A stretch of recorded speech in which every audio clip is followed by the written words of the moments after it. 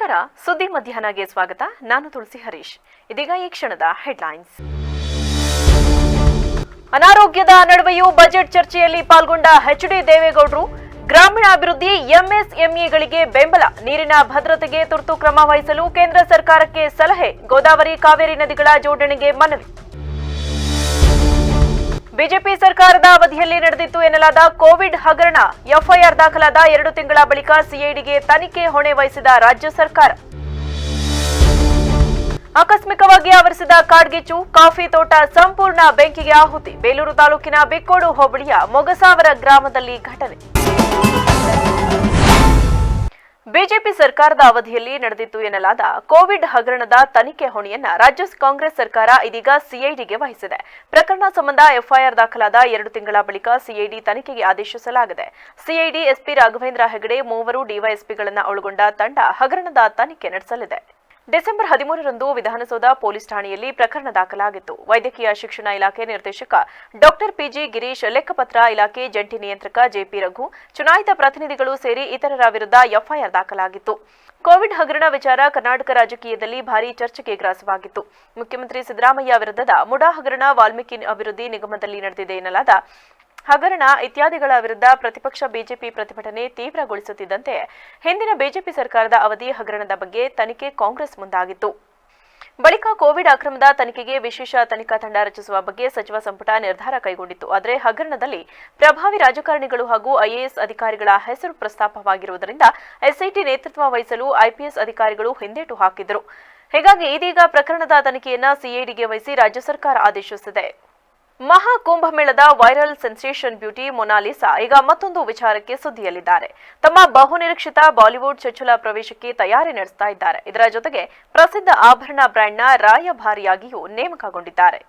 ಕೇರಳದ ಚೆಮ್ಮನೂರ್ ಜ್ಯುವೆಲರಿ ತನ್ನ ಪ್ರಚಾರಕ್ಕೆ ಮೊನಾಲಿಸಾಳನ್ನ ರಾಯಭಾರಿ ಮಾಡಿಕೊಳ್ಳಲು ನಿರ್ಧರಿಸಿದೆ. ಈ ಬಗ್ಗೆ ಬಾಬಿ ಚೆಮ್ಮನೂರ್ ಮಾತನಾಡಿ, ಮೊನಾಲಿಸಾ ಶುಕ್ರವಾರ ಕೇರಳದ ಕಲ್ಲಿಕೋಟೆಗೆ ಆಗಮಿಸಲಿದ್ದಾರೆ. ಅವರನ್ನು ಕಂಪನಿಯ ಪ್ರಚಾರ ರಾಯಭಾರಿಯಾಗಿ ಘೋಷಿಸಲಾಗುವುದು. ಅವರಿಗೆ 15 ಲಕ್ಷ ರು ಸಂಭಾವನೆ ನೀಡಲಾಗುವುದು ಎಂದು ತಿಳಿಸಿದ್ದಾರೆ. ಆಂಗ್ಲ ಮಾಧ್ಯಮ ವರದಿಗಳ ಪ್ರಕಾರ ಮೊನಾಲಿಸಾ ತಮ್ಮ ಚೊಚ್ಚಲ ಚಿತ್ರಕ್ಕಾಗಿ 21 ಲಕ್ಷ ರೂಪಾಯಿಗಳ ಗಣನೀಯ ಸಂಭಾವನೆಗೆ ಸಹಿ ಹಾಕಿದ್ದಾರೆ. 1 ಲಕ್ಷ ರೂಪಾಯಿಗಳ ಮುಂಗಡವಾಗಿ ಪಡೆದಿದ್ದಾರೆ. ತಮ್ಮ ಜೀವನವನ್ನ ಬದಲಾಯಿಸುವ ಅವಕಾಶದ ಬಗ್ಗೆ ಮೊನಾಲಿಸಾ ಭಾವನಾತ್ಮಕ ಸಂದೇಶವನ್ನ ಹಂಚಿಕೊಂಡಿದ್ದಾರೆ. ಭೀಮಾ ತೀರದ ಬಾಗಪ್ಪ ಹರಿಜನ್ ಹತ್ಯೆ ಪ್ರಕರಣದ ಹಂತಕರಾದ ಪಿಂಟ್ಯಾ ಅಗ್ರಕೇಡ್ ಸೇರಿ 4ರನ್ನ ಗಾಂಧಿ ಚೌಕ ಪೊಲೀಸರು ಬಂಧಿಸಿದ್ದಾರೆ. A1 ಆರೋಪಿ ಪ್ರಕಾರ alias Pintya Agrakhed, A2 Rahul Talakeri, A3 Gadigeppa alias Manikanta Dhanakuppa, A4 Sudeep Kamble ಬಂಧಿತ ಆರೋಪಿಗಳು. SP Lakshmana Nimbaragi, ASP Shankar Marihal, ASP Hatti, DySP Basavaraj Eligar, CPI Pradeep Talakeri, PSI Raju ನೇತೃತ್ವದಲ್ಲಿ ಕಾರ್ಯಾಚರಣೆ ನಡೆಸಿದ್ದಾರೆ. ಕೇವಲ 24 ಗಂಟೆಯಲ್ಲಿ ಆರೋಪಿಗಳ ಹೆಡೆಮುರಿ ಕಟ್ಟಿದ್ದಾರೆ. ಆರೋಪಿ ಪಿಂಟ್ಯಾ 2024 ಅಕ್ಟೋಬರ್ 8ರಂದು ಬಾಗಪ್ಪನ ಶಿಷ್ಯನಿಂದ ಹತನಾಗಿದ್ದ ರವಿ ಅಗರಖೇಡ್ ತಮ್ಮ ಪಿಂಟ್ಯಾ ಸೇರಿ ಬಂಧಿತರೆಲ್ಲರೂ ಗೆಳೆಯರಾಗಿದ್ದರು. ಅನಾರೋಗ್ಯದ ನಡುವೆಯೂ ರಾಜ್ಯಸಭೆಯಲ್ಲಿ ಗುರುವಾರ ಬಜೆಟ್ ಮೇಲಿನ ಚರ್ಚೆಯಲ್ಲಿ ಪಾಲ್ಗೊಂಡಿದ್ದ ಮಾಜಿ ಪ್ರಧಾನಿಗಳಾದ ಎಚ್.ಡಿ. ದೇವೇಗೌಡರು ಇಡೀ ರಾಷ್ಟ್ರದ ಎಲ್ಲಾ ವರ್ಗಗಳ ಜನರಿಗೆ ಶಕ್ತಿ ತುಂಬುವ ಆಯವ್ಯಯ ಮಂಡಿಸಿದ್ದಾರೆ ಎಂದು ಮೆಚ್ಚುಗೆ ವ್ಯಕ್ತಪಡಿಸಿದರು. ಈ ಸಂದರ್ಭದಲ್ಲಿ ಸದನದಲ್ಲಿಯೇ ಹಾಜರಿದ್ದ ವಿತ್ತ ಸಚಿವೆ ನಿರ್ಮಲಾ ಸೀತಾರಾಮನ್ ಅವರ ಬಗ್ಗೆ ಮೆಚ್ಚುಗೆ ವ್ಯಕ್ತಪಡಿಸಿದ ಮಾಜಿ ಪ್ರಧಾನಿಗಳು, ಎಲ್ಲರಿಗೂ ಅನುಕೂಲ ಆಗುವಂತಹ ದೇಶದ ಅಭಿವೃದ್ಧಿಗೆ ದೂರದೃಷ್ಟಿಯ ಕೊಡುಗೆ ನೀಡುವಂತಹ ಬಜೆಟ್ ಮಂಡಿಸಿದ್ದೀರಿ ಎಂದರು. ಜನರ ಹಿತಾಸಕ್ತಿಯನ್ನ ಕಾಪಾಡಲು ವಿತ್ತ ಸಚಿವರು ತಮ್ಮ ಕೈಲಾದ ಎಲ್ಲವನ್ನ ಮಾಡಿದ್ದಾರೆ. ನಾನು ಅವರನ್ನ ಅಭಿನಂದಿಸುತ್ತೇನೆ ಎಂದು ಹೇಳಿದರು. ಬೆಂಗಳೂರಿನಲ್ಲಿ ನೀರಿನ ಟ್ಯಾಂಕ್ಗಳು ಬಡ ನಿವಾಸಿಗಳನ್ನು ಶೋಷಿಸುತ್ತಿವೆ ಎಂಬ ಅಂಶವನ್ನ ಸದನದ ಗಮನಕ್ಕೆ ತಂದ ಅವರು, ಹಣಕಾಸು ಸಚಿವರು ಕುಡಿಯುವ ನೀರಿನ ಯೋಜನೆಗಳಿಗೆ 1400 ಕೋಟಿ ಮಂಜೂರು ಮಾಡಿದ್ದಾರೆ. ಆದರೆ ದೀರ್ಘಾವಧಿಯ ನೀರಿನ ಭದ್ರತೆಯನ್ನ ಖಚಿತಪಡಿಸಿಕೊಳ್ಳಲು ಗೋದಾವರಿ ಕಾವೇರಿ ಜೋಡಣೆಗೆ ಆದ್ಯತೆ ನೀಡಬೇಕು ಎಂದು ಅವರು ಒತ್ತಿ ಹೇಳಿದರು. ನದಿ ಜಲಸಂಪನ್ಮೂಲ ಸದ್ವಿನಿಯೋಗಕ್ಕೆ ಎಲ್ಲಾ ಪರಿಣಾಮಕಾರಿ ಕ್ರಮಗಳ ಅಗತ್ಯವಿದೆ. ಅದಕ್ಕೆ ದೀರ್ಘಾವಧಿ ಕಾರ್ಯಕ್ರಮಗಳ ಅನುಷ್ಠಾನ ಅಗತ್ಯವಿದೆ. ಈ ನಿಟ್ಟಿನಲ್ಲಿ ಗೋದಾವರಿ ಕಾವೇರಿ ನದಿ ಜೋಡಣೆ ಯೋಜನೆಗೆ ಆದ್ಯತೆ ನೀಡಬೇಕು ಎಂದು ಅವರು ಹೇಳಿದರು. ತಮ್ಮ ಭಾಷಣದ ಕೊನೆಯಲ್ಲಿ ದೀರ್ಘಾವಧಿಯ ಆರ್ಥಿಕ ಸ್ಥಿರತೆಯತ್ತ ಗಮನ ಹರಿಸುವಂತೆ ಸರ್ಕಾರಕ್ಕೆ ಸಲಹೆ ನೀಡಿದರಲ್ಲದೆ, ನಾವು ಅಲ್ಪಾವಧಿಯ ಜನಪರ ಕ್ರಮಗಳನ್ನು ಮೀರಿ ಮುನ್ನಡೆಯಬೇಕು ಮತ್ತು ಭವಿಷ್ಯದ ಪೀಳಿಗೆಗೆ ಆಸ್ತಿಗಳನ್ನು ನಿರ್ಮಿಸಬೇಕು ಎಂದರು. ರಷ್ಯಾದ ಕಂಪನಿಯೊಂದರ ಬಿಯರ್ ಬಾಟಲ್ಗಳ ಮೇಲೆ ಭಾರತದ ರಾಷ್ಟ್ರಪಿತ ಗಾಂಧೀಜಿಯವರ ಭಾವಚಿತ್ರ ಮುದ್ರಿಸಿ ಮಾರಾಟ ಮಾಡುತ್ತಿರುವುದು ಸಾಮಾಜಿಕ ಜಾಲತಾಣದಲ್ಲಿ ಬಿರುಗಾಳಿ ಎಬ್ಬಿಸಿದೆ. ಬ್ರೂವೆರೀಸ್ ಕಂಪನಿ ತಯಾರಿಸುವ ಬಿಯರ್ ಬಾಟಲ್ಗಳಲ್ಲಿ ಗಾಂಧೀಜಿಯವರ ಭಾವಚಿತ್ರ ಹಾಗೂ ಸಹಿ ಇರುವುದು ಕಂಡುಬಂದಿದೆ. ಬಿಯರ್ ಬಾಟಲ್ ಪ್ರದರ್ಶಿಸುವ ವಿಡಿಯೋ ಇನ್ಸ್ಟಾಗ್ರಾಂನಲ್ಲಿ ವೈರಲ್ ಆಗಿದೆ.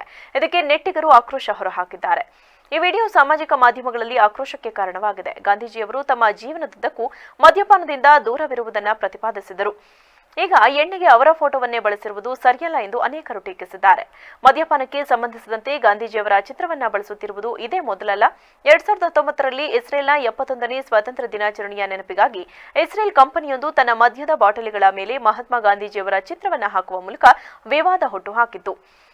ಭಾರೀ ವಿರೋಧದ ಬಳಿಕ ಭಾರತ ಸರ್ಕಾರಕ್ಕೆ ಕ್ಷಮೆಯಾಚಿಸಿತು. ಕೆಪಿಸಿಸಿ ಅಧ್ಯಕ್ಷರ ಬದಲಾವಣೆ ಬಗ್ಗೆ ಯಾವುದೇ ಮಾತುಕತೆ ನಡೆದಿಲ್ಲ ಮತ್ತು ಅದು ಎಐಸಿಸಿ ವಿವೇಚನೆಗೆ ಬಿಟ್ಟ ವಿಚಾರ. ವರಿಷ್ಠರು ತೆಗೆದುಕೊಳ್ಳುವ ನಿರ್ಣಯಕ್ಕೆ ಎಲ್ಲರೂ ಬದ್ಧರಾಗಿರುತ್ತಾರೆ ಎಂದು ಮಾಜಿ ಸಂಸದ ಡಿಕೆ ಸುರೇಶ್ ಹೇಳಿದರು. ಕೆಪಿಸಿಸಿ ಅಧ್ಯಕ್ಷನ ಸ್ಥಾನಕ್ಕೆ ತಾನು ಆಕಾಂಕ್ಷಿಯಲ್ಲ ಎನ್ನುವ ಸುರೇಶ್ ಅವರಿಗೆ ಪಕ್ಷದ ಹೈಕಮಾಂಡ್ ಆ ಜವಾಬ್ದಾರಿಯನ್ನು ವಹಿಸಿಕೊಟ್ಟರೆ ಅಂಗೀಕರಿಸುತ್ತೀರಾ ಎಂದು ಕೇಳಿದಾಗ ಜನ ತನಗೆ ವಿಶ್ರಾಂತಿ ನೀಡಿದ್ದಾರೆ, ತಾನೀಗ ರೆಸ್ಟ್ನಲ್ಲಿದ್ದೇನೆ ಎಂದು ಹೇಳುತ್ತಾರೆ. ರಾಜ್ಯದಲ್ಲಿ ಹೆಚ್ಚಿನ ತೆರಿಗೆ ಸಂಗ್ರಹವಾಗುತ್ತಿರುವ ಕಾರಣಕ್ಕೆ ಕರ್ನಾಟಕ ಸರ್ಕಾರ ಹೆಚ್ಚಿನ ಪಾಲು ಕೇಳುತ್ತಿರುವುದು ಸಣ್ಣತನ ಎಂದು ಹೇಳಿರುವುದಕ್ಕೆ ಪ್ರತಿಕ್ರಿಯಿಸಿದ ಸುರೇಶ್, ಅದು ಸಣ್ಣತನವನ್ನ ರಾಜ್ಯ ಸರ್ಕಾರಗಳ ಆರ್ಥಿಕ ಶಕ್ತಿಯನ್ನ ಕುಂದಿಸುವ ಪ್ರಯತ್ನ ಕೇಂದ್ರ ಸರ್ಕಾರ ಮಾಡುತ್ತಿದೆ ಎಂದರು. ಅದಕ್ಕೆ ಪಿಸಿಸಿ ಅಧ್ಯಕ್ಷರು ಭದ್ರಾಗಿದ್ದಾರೆ, ಬೇರೆಯವರು ಕೂಡ ಭದ್ರಾಗಿರ್ತಾರೆ. ಇದರಲ್ಲಿ ಬೇರೆಯವರು ಚರ್ಚೆ ಮಾಡುವಂತ ಅವಶ್ಯಕತೆ ಆಗಲಿ, ನಾನು ಅದಕ್ಕೆ ಆಕಾಂಕ್ಷಿ ಅನ್ನೋದಾಗ್ಲಿ ಇಲ್ಲ. ನಾನು ಯಾವುದೇ ಸ್ಥಾನದ ಆಕಾಂಕ್ಷಿ ಅಲ್ಲ. ರಾಜ್ಯದ ಉಸ್ತುವಾರಿ ಕೂಡ ಬದಲಾಗ್ತಾ ಇದೆ, ಅದರ ಬಗ್ಗೆ ಮಾಹಿತಿ ಇಲ್ಲ.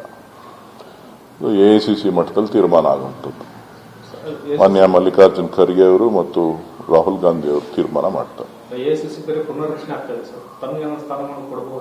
ನಾನು ಯಾವುದೇ ಸ್ಥಾನ ನಿರೀಕ್ಷೆನೂ ಮಾಡ್ತಾ ಇಲ್ಲ, ಅದರ ಅಪೇಕ್ಷೆನೂ ನನಗಿಲ್ಲ. ನನಗೆ ಜನ ರೆಸ್ಟ್ ಕೊಟ್ಟಿದ್ದಾರೆ, ನಾನು ರೆಸ್ಟ್ ಅಲ್ಲಿ ಇದ್ದೀನಿ.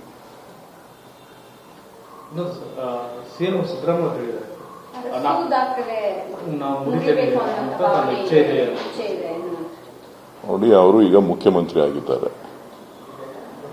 ಅವರನ್ನ ಶಾಸಕಾಂಗ ಪಕ್ಷದ ನಾಯಕರನ್ನಾಗಿ ಆಯ್ಕೆ ಮಾಡಿದ್ದಾರೆ. ಮುಖ್ಯಮಂತ್ರಿ ಬದಲಾವಣೆಯ ವಿಚಾರ ಚರ್ಚೆಯಲ್ಲಿಲ್ಲ. ಕೆಲವರು ಬೇರೆ ಬೇರೆ ರೀತಿ ವ್ಯಾಖ್ಯಾನಗಳನ್ನು ಮಾಡ್ತಾ ಇದ್ದಾರೆ. ನಮ್ಮ ಪಕ್ಷದ ವರಿಷ್ಠ ಮಂಡಳಿಯಲ್ಲಿ ಅದರ ಬಗ್ಗೆ ಏನು ಚರ್ಚೆ ಇಲ್ಲದೆ ಇರೋದ್ರಿಂದ ಈಗ ಆ ಮಾತು ಅಪ್ರಸ್ತುತ. ಪಿಯೂಷ್ ಗೋಯಲ್ ಅವರೊಂದು ಕೆಲವು ದಿನಗಳನ್ನು ಮಾತಾಡಿದ್ದಾರೆ, ಹೆಚ್ಚಿನ ತೆರಿಗೆಯನ್ನು ಕಲೆಕ್ಟ್ ಆಗ್ತದೆ ಅಂತ ಹೇಳಿದ್ರು, ಆ ಹೆಚ್ಚಿನ ಪಾಲನ್ನು ಕೇಳುವುದು ರಾಜ್ಯಗಳ ಸಣ್ಣತನ. ಬಹುಶಃ ರಾಜ್ಯಗಳ ಸಣ್ಣತನ ಅನ್ನೋದಕ್ಕಿಂತ ರಾಜ್ಯಗಳ ಆರ್ಥಿಕ ಪರಿಸ್ಥಿತಿಯನ್ನ ಹಾಳು ಮಾಡತಕ್ಕಂತ ಒಂದು ಕೆಟ್ಟ. ಬೇಲೂರು ತಾಲೂಕಿನ ಬಿಕ್ಕೋಡು ಹೋಬಳಿಯ ಮೊಗಸಾವರ ಗ್ರಾಮದ ಕುಬೇರಗೌಡ ಮತ್ತು ಹೊಸಕೂರಿನ ಕುಮಾರಸ್ವಾಮಿರವರಿಗೆ ಸೇರಿದ ಕಾಫಿ ತೋಟ ಸಂಪೂರ್ಣ ಬೆಂಕಿಗೆ ಆಹುತಿಯಾಗಿದೆ. ಆಕಸ್ಮಿಕವಾಗಿ ಕಾಡ್ಗಿಚ್ಚು ಬಂದಿದ್ದು ಇಬ್ಬರು ಬೆಳೆಗಾರರ ಕಾಫಿ, ಕಾಳುಮೆಣಸು, ಸಿಲ್ವರ್ ಮರಗಳು ಸಂಪೂರ್ಣ ಹಾನಿಯಾಗಿದ್ದು ಸ್ಥಳಕ್ಕೆ ಅಗ್ನಿಶಾಮಕ ದಳ ಆಗಮಿಸಿದರೂ ಕೂಡ ತೋಟವನ್ನು ಉಳಿಸಲು ಸಾಧ್ಯವಾಗಿಲ್ಲ. ಸಂಬಂಧಪಟ್ಟ ಅಧಿಕಾರಿಗಳು ಬೆಂಕಿಗೆ ಆಹುತಿಯಾಗಿರುವ ತೋಟಕ್ಕೆ ಸೂಕ್ತ ಪರಿಹಾರ ನೀಡಬೇಕೆಂದು ಕಾಫಿ ಬೆಳೆಗಾರರ ಸಂಘದ ಅಧ್ಯಕ್ಷ ಅದ್ದೂರಿ ಕುಮಾರ್, ಸಂಜಯ್ ಕೌರಿ, ಕಾರ್ಯದರ್ಶಿ ಮತ್ತು ಪದಾಧಿಕಾರಿಗಳು, ಸದಸ್ಯರುಗಳು, ತಾಲೂಕು ಕಾಫಿ ಬೆಳೆಗಾರರ ಸಂಘ ಬೇಲೂರು ಇವರು ಮನವಿ ಮಾಡಿದ್ದಾರೆ. ಆಲೂರು ಪಟ್ಟಣ ಪಂಚಾಯಿತಿ ಮುಖ್ಯಾಧಿಕಾರಿ ಬಸವರಾಜ್ ಕಚೇರಿಯಲ್ಲಿ ಹಣ ಪಡೆಯುವಾಗ ಲೋಕಾಯುಕ್ತ ಬಲೆಗೆ ಸಿಕ್ಕಿಬಿದ್ದ ಘಟನೆ ಗುರುವಾರ ಸಂಜೆ ನಡೆದಿದೆ. ಆಲೂರು ಪಟ್ಟಣದ ಬಿಕ್ಕೋಡು ರಸ್ತೆಯಲ್ಲಿ ಮರದ ಸಾಮಿಲ್ ನಡೆಸಲು 1.17 ಗುಂಟೆ ಜಾಗದಲ್ಲಿ ಬಾಡಿಗೆ ಕರಾರಿನ ಜಾಗಕ್ಕೆ ಈ ಖಾತೆ ಮಾಡಿಕೊಡಲು ಹಾಸನದ ಉದ್ಯಮಿ ಯೂನುಸ್ ರವರಿಂದ ಬರೋಬ್ಬರಿ 2 ಲಕ್ಷ ರೂಪಾಯಿ ಹಣ ಬೇಡಿಕೆ ಇಟ್ಟಿದ್ದರು. 2 ಲಕ್ಷ ರೂಪಾಯಿ ಹಣದ ಪೈಕಿ 2 ಹಂತದಲ್ಲಿ ಹಣ ಪಡೆದಿದ್ದ ಮುಖ್ಯಾಧಿಕಾರಿ ಇಂದು ಉಳಿದ ಬಾಕಿ 70,000 ಹಣವನ್ನ ಕಚೇರಿಯಲ್ಲಿ ಪಡೆಯುವಾಗ ಲೋಕಾಯುಕ್ತ ಅಧಿಕಾರಿಗಳಿಗೆ ಸಿಕ್ಕಿಬಿದ್ದಿದ್ದಾರೆ. ಆಲೂರು ಪಟ್ಟಣ ಪಂಚಾಯಿತಿ ಮುಖ್ಯಾಧಿಕಾರಿಯಾಗಿ ಕರ್ತವ್ಯಕ್ಕೆ ಹಾಜರಾದ ಕೇವಲ 4-5 ತಿಂಗಳಲ್ಲಿ ಭ್ರಷ್ಟಾಚಾರದ ಬಲೆಯಲ್ಲಿ ಸಿಕ್ಕಿಬಿದ್ದಿದ್ದಾರೆ. ಹಾಸನದ ಉದ್ಯಮಿ ಯೂನುಸ್ ರವರ ದೂರು ಆಧಾರದಲ್ಲಿ ಹಾಸನ ಜಿಲ್ಲಾ ಲೋಕಾಯುಕ್ತ ಎಸ್ಪಿ ನಂದಿನಿರವರ ಮಾರ್ಗದರ್ಶನದಲ್ಲಿ ಲೋಕಾಯುಕ್ತ ಇನ್ಸ್ಪೆಕ್ಟರ್ಗಳಾದ ಬಾಲು ಹಾಗೂ ಶಿಲ್ಪಾರವರ ತಂಡ ದಾಳಿ ನಡೆಸಿ ಅಧಿಕಾರಿಯನ್ನ ಬಂಧಿಸಿ ವಶಕ್ಕೆ ಪಡಿಸಿದ್ದಾರೆ. ಆಲೂರು ತಾಲೂಕಿನ ಎಲ್ಲ ಗ್ರಾಮ ಲೆಕ್ಕಾಧಿಕಾರಿಗಳು ತಮ್ಮ ವಿವಿಧ ಬೇಡಿಕೆಗಳನ್ನು ಮುಂದಿಟ್ಟುಕೊಂಡು ಧರಣಿ ನಡೆಸ್ತಾ ಇದ್ದು, ಈ ಹಿಂದಿನ ಮುಷ್ಕರದಿಂದಾಗಿ ಯಾವುದೇ ನಿರ್ಧಾರ ಕೈಗೊಳ್ಳದೆ ಸಮಸ್ಯೆ ಬಗೆಹರಿದ ಕಾರಣ ಕೈಗೆ ಕಪ್ಪು ಪಟ್ಟಿ ಧರಿಸಿ ರಾಜ್ಯ ಮಟ್ಟದಲ್ಲಿ 2ನೇ ಹಂತದ ಶಾಂತಿಯುತ ಪ್ರತಿಭಟನೆಯನ್ನ ತಾಲೂಕು ಕಚೇರಿ ಆವರಣದಲ್ಲಿ ನಡೆಸಿದರು. ಗ್ರಾಮ ಲೆಕ್ಕಾಧಿಕಾರಿಗಳ ಪ್ರಕಾರ ಸರ್ಕಾರ ಬ್ಯಾಂಕ್ ಸಿಬ್ಬಂದಿಗಳ ಬೇಡಿಕೆಗಳಿಗಾಗಿ ತಕ್ಷಣ ಸ್ಪಂದಿಸಿ ಸೌಲಭ್ಯ ಒದಗಿಸುತ್ತದೆ. ಆದರೆ ಹೆಚ್ಚಿನ ಕೆಲಸದ ಹೊರೆ ಹೊತ್ತಿರುವ ಗ್ರಾಮ ಲೆಕ್ಕಾಧಿಕಾರಿಗಳ ಬೇಡಿಕೆಗಳನ್ನು ನಿರ್ಲಕ್ಷ್ಯ ಮಾಡುತ್ತಿದೆ. ತಮ್ಮ ನ್ಯಾಯಸಮ್ಮತ ಬೇಡಿಕೆಗಳು ಈಡೇರುವವರೆಗೆ ಮುಷ್ಕರ ಮುಂದುವರಿಸುತ್ತೇವೆ ಎಂದು ತಾಲೂಕಿನ ಗ್ರಾಮ ಲೆಕ್ಕಾಧಿಕಾರಿ ಹಾಗೂ ನೌಕರರ ಸಂಘದ ಅಧ್ಯಕ್ಷ ರವಿ ನಾಯಕ್ ಸ್ಪಷ್ಟಪಡಿಸಿ ಮಾಧ್ಯಮದವರೊಂದಿಗೆ ಮಾತನಾಡಿದರು. ಹಿಂದೆ ಸರ್ಕಾರ ಈ ಮಾತುಕತೆಯ ಮೂಲಕ ನೀಡಿದ ಭರವಸೆಯಂತೆ ಯಾವುದೇ ಬೇಡಿಕೆಗಳನ್ನು ಈಡೇರಿಸದೆ ಮೌನ ವಹಿಸಿದೆ. ರಾಜ್ಯ ಸರ್ಕಾರವು ಗ್ರಾಮಾಡಳಿತಾಧಿಕಾರಿಗಳ ಮೂಲಕ ಹೆಚ್ಚೆಚ್ಚು ಸಾರ್ವಜನಿಕ ಸೇವೆ ಸೇವೆಯನ್ನ ನಿರ್ವಹಿಸುವ ಜವಾಬ್ದಾರಿಗಳನ್ನು ವಹಿಸಿದ್ದು ಹೆಚ್ಚುವರಿ ಕೆಲಸ ನಿರ್ವಹಿಸಲು ನಮ್ಮ ಮೇಲೆ ಒತ್ತಡ ಇರುತ್ತಿದೆ. ಅದು ನಮ್ಮಿಂದ ಸಾಧ್ಯವಾಗುತ್ತಿಲ್ಲ. ಆದುದರಿಂದ ಹೆಚ್ಚುವರಿ ಭತ್ಯೆ ಹಾಗೂ ಆಧುನಿಕ ಯಂತ್ರೋಪಕರಣಗಳನ್ನು ನೀಡಬೇಕು ಎಂಬುದು ಸೇರಿದಂತೆ ವಿವಿಧ ಬೇಡಿಕೆಗಳಿಗೆ ಆಗ್ರಹಿಸಿದರು. ಸುಮಾರು ಒಂದು 21 ಆ್ಯಪ್ಗಳನ್ನ ನಾವು ವರ್ಕ್ ಮಾಡ್ತಾ ಇದ್ದೇವೆ ನಮ್ಮ ಮೊಬೈಲ್ಗಳಲ್ಲಿ. ನಮ್ಮ ಸ್ವಂತ ಖರ್ಚಿಂದ ಮೊಬೈಲ್ ತಗೊಂಡು ಸ್ವಂತ ಖರ್ಚಿಂದ ಡೇಟಾ ಹಾಕಿಸ್ಕೊಂಡು ಸ್ವಂತ ಖರ್ಚಿಂದ ನಾವು ಇವತ್ತು ಕೆಲಸವನ್ನು ಮಾಡ್ತಿದ್ದೇವೆ. ಕೆಲವು ಆ್ಯಪ್ಗಳನ್ನ ಹೇಳಬೇಕಂದ್ರೆ ಸಂಯೋಜನೆ, ಇ-ಆಫೀಸ್, ಆಧಾರ್ ಸೀಡ್ ಆಗಿರ್ಬೋದು, ಲ್ಯಾಂಡ್ ಬೀಟ್ ಆಗಿರ್ಬೋದು, ಬಗರ್ ಹುಕುಮು, ಹಕ್ಕುಪತ್ರ, 1 to 5 ಪೌತಿ ಆಂದೋಲನ ಅಂತ ಮಾಡ್ತಿದ್ದಾರೆ. ಈಗ ಮೊನ್ನೆ ನಾವೆಲ್ಲ ಸುಮಾರು 85% ಮೇಲೆ ನಾವೀಗ ಆಧಾರ್ ಸೀಡಿಂಗನ್ನು ಮಾಡಿದ್ದೇವೆ. ಅದರಲ್ಲಿ ಕೆಲವು ಖಾತೆದಾರರು ಪೌತಿಯಾಗಿರೋದ್ರಿಂದ ಅದರಲ್ಲಿ ನಾವು ಫೀಡ್ ಮಾಡಲೇಬೇಕಾಗಿತ್ತು, ಪೌತಿ ಅಂತ ಮಾಡಿದ್ದೀವಿ. ಆ ಪೌತಿಯಾಗಿರುವಂತಹ ಎಲ್ಲ ಕೇಸಸ್ಗಳನ್ನ ಈಗ ಪೌತಿ ಆಂದೋಲನದ ಮೂಲಕ ನಾವು ಈಗ ಖಾತೆಗಳನ್ನ ಮಾಡಬೇಕಂದ್ರೆ ಅದು ಇದ್ರ ಮೂಲಕನೇ, ನೆಟ್ ಮೂಲಕನೇ ಆಗಬೇಕು. ಜೊತೆಗೆ ನಮಗೆ ತಾಂತ್ರಿಕ ರೀತಿಯಲ್ಲೇ ಕೆಲಸ ಆಗಬೇಕು. ಆದರೆ ಪೌತಿ ಖಾತೆ ಮಾಡೋಕ್ಕೆ ಹೇಳಿದ್ರೆ ಹೊರತು ನಮಗೆ ಮೂಲಭೂತವಾದಂಥ ಸೌಕರ್ಯಗಳನ್ನ ಕೊಡ್ತಾ ಇಲ್ಲ ಅಂತಂದರೆ ಯಾವುದೇ ಥರದ್ದು ಕಂಪ್ಯೂಟರ್ ಆಗಿರಲಿ, ಇನ್ನೊಂದಾಗಲಿ, ಮುಗಿದಾಗಲಿ, ನಮಗೆ ಕೂರಲಿಕ್ಕೆ ಮಾಡಲಿಕ್ಕೆ ಈಗ ಇ-ಆಫೀಸ್ ಮಾಡಬೇಕು ಅಂತಂದರೆ ನಮಗೆ ನೆಟ್ ವ್ಯವಸ್ಥೆ ಈ ಕೇಸ್ವೇನಲ್ಲೇ ಆಗಬೇಕು. ಫಾರ್ ಎಕ್ಸಾಂಪಲ್, ನಮಗೆ ಈಗ ಕಸ್ಬಾದಲ್ಲಿ ನಾವು ತಾಲೂಕು ಆಫೀಸಲ್ಲಿ ಕೆಲಸ ಮಾಡ್ತಾಯಿದ್ವಿ. ತಾಲೂಕು ಆಫೀಸಲ್ಲಿ ಕೆಲಸ ಮಾಡಿದ್ರು, ಕಸ್ಬಾ ಆಫೀಸಿಗೆ ಕೇಸ್ವನ್ನು ಹಾಕಿಲ್ಲ. ಆದರೂ ನನ್ನ ಲಾಗಿನಲ್ಲಿ ಆಲ್ರೆಡಿ ಒಂದು 8 ರಿಂದ 10 ಇ-ಆಫೀಸ್ ಫೈಲ್ಗಳಿದ್ದಾವೆ. ಪ್ರತಿಭಟನೆಯಲ್ಲಿ ಗ್ರಾಮಾಡಳಿತಾಧಿಕಾರಿಗಳ ಸಂಘದ ಅಧ್ಯಕ್ಷ ಅಭಿಷೇಕ್, ಉಪಾಧ್ಯಕ್ಷ ಸಂಜೀವ್ ಚೌಹಾಣ್, ಕಾರ್ಯದರ್ಶಿ ದೇವೇಂದ್ರಪ್ಪ, ಪೂಜಾರಿ ಖಜಾಂಚಿ ರಾಘವೇಂದ್ರ, ಮಂಜಪ್ಪ, ನಾಗೇಶ್, ಸಿಬ್ಬಂದಿಗಳಾದ ಸಂತೋಷ್, ಗೀತಾ, ಅಮೂಲ್ಯ, ಚಂದ್ರಶೇಖರ್, ಹೇಮರಾಜು, ಬಸವರಾಜು, ಮನು, ರಂಗಸ್ವಾಮಿ, ಅಂಜುಮ್, ಖಲ್ಲಿಂದರ್, ಪೂರ್ಣಿಮಾ, ನಿತ್ಯ, ಅಮೂಲ್ಯ ಸೇರಿದಂತೆ ಮುಂತಾದವರಿದ್ದರು. ಶಾಸಕ ಬಸವರಾಜ್ ತಿಮ್ಮೋಡ್ರೊಂದಿಗೆ ಕಾನೂನು ಮೀರಿ ವರ್ತಿಸಿದ್ದ additional SP Mahesh Meghannavar ಅಮಾನತಿಗೆ BJP ಪಟ್ಟು ಹಿಡಿದು ಪ್ರತಿಭಟನೆ ನಡೆಸಿತು. ದೇವರ್ಗಿ ಪುರಸಭೆ ಚುನಾವಣೆಯಲ್ಲಿ ಬಿಜೆಪಿಗೆ ಬೆಂಬಲ ನೀಡಲು ಬಂದಿದ್ದ ಕಾಂಗ್ರೆಸ್ನ 2 ಸದಸ್ಯರನ್ನ additional SP Mahesh Meghannavar police ವಾಹನದಲ್ಲಿ ಹೈಜಾಕ್ ಮಾಡಿದ್ದನ್ನ ಖಂಡಿಸಿ ಮತ್ತು ಶಾಸಕ ಬಸವರಾಜ್ ತಿಮ್ಮೋಡ್ರೊಂದಿಗೆ ಕಾನೂನು ಮೀರಿ ವರ್ತಿಸಿರುವುದನ್ನ ಖಂಡಿಸಿ ನಗರದ ಎಸ್ಪಿ ಕಚೇರಿ ಮುಂದೆ ಬಿಜೆಪಿ ಜಿಲ್ಲಾ ಘಟಕದಿಂದ ಧರಣಿ ಸತ್ಯಾಗ್ರಹ ಮತ್ತು ಪ್ರತಿಭಟನೆ ಮಾಡಲಾಗಿತ್ತು. ಈ ಕೂಡಲೇ ಅವರನ್ನ ಅಮಾನತು ಮಾಡಬೇಕು ಎಂದು ಆಗ್ರಹಿಸಿದ್ದಾರೆ. ಪ್ರತಿಭಟನೆಯಲ್ಲಿ ಬಿಜೆಪಿಯ ಮುಖಂಡರು ಹಾಗೂ ಶಾಸಕ ಬಸವರಾಜ್ ಮತ್ತಿಮೋಡ್, ಮಾಜಿ ಶಾಸಕ ಚಂದು ಪಾಟೀಲ್ ಮತ್ತು ಅನೇಕ ಬಿಜೆಪಿ ಕಾರ್ಯಕರ್ತರಿದ್ದರು. ನಮ್ಮವರು ಭಾರತೀಯ ಜನತಾ ಪಾರ್ಟಿಯ 12 ಅಭ್ಯರ್ಥಿಗಳಿದ್ದಂಥ ಅಧ್ಯಕ್ಷ ಮತ್ತು ಉಪಾಧ್ಯಕ್ಷ ಚುನಾವಣೆ ಪುರಸಭೆ ಅಧ್ಯಕ್ಷ ಮತ್ತು ಉಪಾಧ್ಯಕ್ಷ 2 ಭಾರತೀಯ ಜನತಾ ಪಾರ್ಟಿ ಆಗ್ತಕ್ಕಂಥ ಸಮಯದಲ್ಲಿ ಮಹೇಶ್ ಮೇಘಣ್ಣವರು ಬಂದು ನಮ್ಮಿದ್ದಂಥ 2 ಅಭ್ಯರ್ಥಿಗಳನ್ನು ಕಿಡ್ನಾಪ್ ಮಾಡ್ಕೊಂಡು ಹೋಗಿದ್ದಾರೆ ಅಂತಕ್ಕಂಥದ್ದು ಕೂಡ ಈಗಾಗಲೇ ನಿನ್ನೆ ಹಿಡಿದು ಎಲ್ಲ ಮೀಡಿಯಾದಲ್ಲಿ ಕೂಡ ನಾವು ನೋಡ್ತಿದ್ದೆ, ನೀವು ನೋಡ್ತಿದ್ದೆ. ನಮಗೆ ನೋವು ಬೇಕಾದರೂ ಕೊಡ್ತೀವಿ. ಅದ್ರ ಜೊತೆಯಲ್ಲಿ ಇವತ್ತು ಒಬ್ಬ ಮಹಿಳಾ ಇದ್ದಂಥ ಸದಸ್ಯರು ಅವರಿಬ್ಬರಿಗೆ ಕೂಡ ಒಳಗಡೆ ಹೋಗ್ತಕ್ಕಂಥ ಸಮಯದಲ್ಲಿ, ಒಳಗಡೆ ಗೇಟ್ನಾಗ ಕಳಿಸ್ತಕ್ಕಂಥ ಸಮಯದಲ್ಲಿ ಮತ್ತೆ ಅವರಿಬ್ಬರನ್ನು ಹಿಡಿದು ಜೊಗ್ಗಿ ವ್ಯಾನ್ದಲ್ಲಿ ಖುದ್ದಾಗಿ ಅವರೇ ವ್ಯಾನ್ದಲ್ಲಿ ಹಾಕ್ತಕ್ಕಂಥದ್ದು ಕೂಡ ನಾವು ನೋಡಿದ್ದೆವು. ಆದರೆ ಇವತ್ತು ರಕ್ಷಣೆ ಕೊಡ್ತಕ್ಕಂಥ ಪೊಲೀಸ್ ಅಧಿಕಾರಿಗಳು ಇವತ್ತು ಈ ಕೆಲಸ ಯಾವ ರೀತಿ ಮಾಡ್ತಾ ಇದ್ದಾರೆ ಅಂತಂದರೆ ಒಬ್ಬ ಏಜೆಂಟ್ರ ಥರ ಕೆಲಸ ಮಾಡ್ತಾ ಇದ್ದಾರೆ. ಇವತ್ತು ಮಹೇಶ್ ಮೇಘಣ್ಣ ಆದಷ್ಟು ಬೇಗನೆ ಅವರನ್ನು ಇಲ್ಲಿಂದ ಸಸ್ಪೆಂಡ್ ಮಾಡಬೇಕು. ಮತ್ತು ಇದು ಆಗಲಿಲ್ಲಪ್ಪ ಅಂದರೆ ಮುಂದಿನ ದಿನಗಳಲ್ಲಿ ಇದಕ್ಕಿಂತ ಹೆಚ್ಚಿಗೂ ಕರ್ನಾಟಕ ರಾಜ್ಯದಲ್ಲಿ ಗುಲ್ಬರ್ಗ ಜಿಲ್ಲೆ, ಬೀದರ್ ಚಾಲಕನ ನಿರ್ಲಕ್ಷ್ಯದಿಂದ ಡೀಸೆಲ್ ಟ್ಯಾಂಕರ್ ಒಂದು ರಸ್ತೆ ಬದಿಯ ಕಿರಾಣಿ ಅಂಗಡಿಗೆ ನುಗ್ಗಿದ ಘಟನೆ ನಡೆದಿದೆ. ಕಲಬುರಗಿ ಜಿಲ್ಲೆ ಶಹಾಬಾದ್ ತಾಲೂಕಿನ ಬಂಕೂರು ಗ್ರಾಮದಲ್ಲಿ ಘಟನೆ ನಡೆದಿದೆ. ಡೀಸೆಲ್ ಟ್ಯಾಂಕರ್ನ ಹ್ಯಾಂಡ್ ಬ್ರೇಕ್ ಹಾಕದೆ ರಸ್ತೆ ಬದಿ ನಿಲ್ಲಿಸಿ ಚಾಲಕ ಕಿರಾಣಿ ಅಂಗಡಿಗೆ ತೆರಳಿದ್ದನು. ಈ ವೇಳೆ ಟ್ಯಾಂಕರ್ ಡ್ರೈವರ್ ಹಿಂದೆನೆ ಬಂದು ವಿಜಯಪ್ಪಗೌಡ ಎಂಬುವರ ಕಿರಾಣಿ ಅಂಗಡಿಗೆ ನುಗ್ಗಿದೆ. ಅದೃಷ್ಟವಶಾತ್ ಜೀವಹಾನಿ ಸಂಭವಿಸಿಲ್ಲ. ಕಿರಾಣಿ ಅಂಗಡಿ ಬಹುತೇಕ ಜಖಂಗೊಂಡಿದೆ. ಈ ಬಗ್ಗೆ ಶಹಾಬಾದ್ ಪೊಲೀಸ್ ಠಾಣೆಯಲ್ಲಿ ಪ್ರಕರಣ ದಾಖಲಾಗಿದೆ.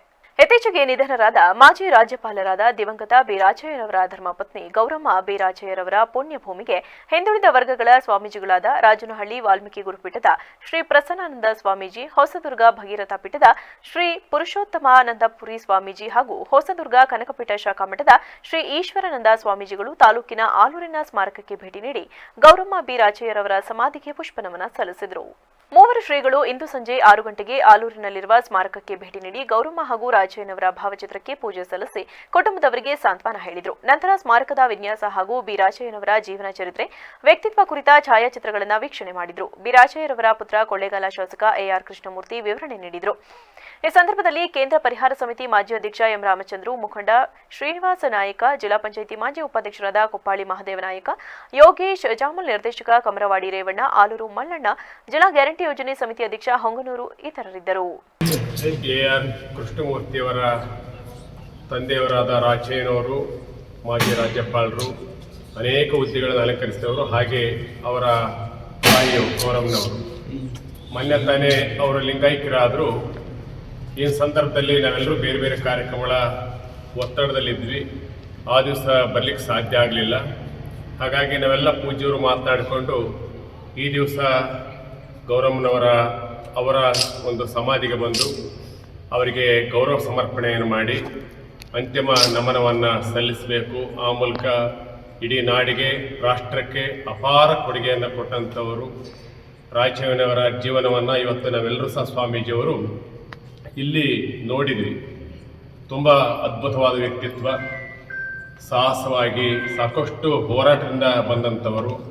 ಅಂತ ರಾಚಯ್ಯನವರ ಬಗ್ಗೆ ಕೇಳಿದ್ವಿ, ಆದರೆ ಇಲ್ಲಿ ನೋಡಿದಾಗ ಈ ಒಂದು ಕಂಪ್ಲೀಟ್ ಅವರ ಜೀವನ ಚರಿತ್ರೆಯನ್ನು ನಾವೆಲ್ಲ ಸಹ ಇಲ್ಲಿ ನೋಡುವಲ್ಲಿ ನಮ್ಮ ಶಾಸಕರು ಸಂಪೂರ್ಣ ವಿವರಣೆಯನ್ನು ಕೊಟ್ಟರು. ಹೀಗಾಗಿ ಇಂಥ ಒಬ್ಬ ಶೋಷಿತ ಸಮುದಾಯದಲ್ಲಿ ಬಂದಂತಹ ಅಪರೂಪದ ವ್ಯಕ್ತಿತ್ವ ನಮ್ಮ ರಾಚಯ್ಯನವರು. ಅವರ ಕುಟುಂಬವೂ ಸಹ ಅವ್ರ ಜೊತೆಗಿದ್ಕೊಂಡು ಇವತ್ತು ನಾಡಿಗೆ, ರಾಷ್ಟ್ರಕ್ಕೆ ಸೇವೆಯನ್ನು ಸಲ್ಲಿಸುವಂಥವರು. ಅಂಥವರ ಈ ಸ್ಮಾರಕವನ್ನು ಇಡೀ ಜನ ಎಲ್ಲರೂ ನೋಡಬೇಕಿಲ್ಲಿ ಬಂದು ನೋಡಿ ಅವರ ವ್ಯಕ್ತಿ.